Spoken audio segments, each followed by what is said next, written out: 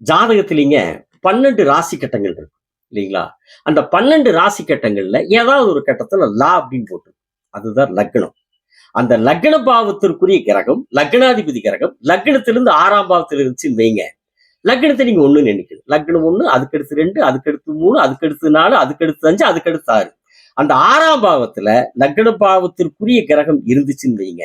அந்த ஜாதகர் யாரா இருந்தாலும் சரி, அவங்கள ஜெயிக்கணும், அவங்கள வெற்றி கொள்ளணும், அவங்கள ஜெயிக்கணும் அப்படிங்கிற அந்த மனப்பான்மையோட, அந்த வேட்கையோட தான் செயல்படுவார். சரிங்களா? அப்புறம் நட்புகளையோ, உறவுகளையோ மதிக்க மாட்டார். சரிங்களா? பணம் சேர்க்கணும், பொருள் சேர்க்கணுங்கிறதுல ஒரே குறிக்கோளா இருப்பார்.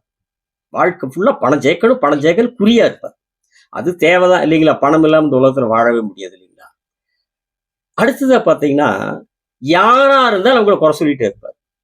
ஏதாவது ஒரு குறைய அவங்கள சொல்லிட்டே இருப்பாங்க. மத்தவங்கள குறை சொல்லிட்டே இருப்பாங்க. இவங்களுக்கு பாத்தீங்கன்னா, பெரும்பாலும் குடும்ப வாழ்க்கை அவ்வளவா சிறப்படையாது. சரிங்களா?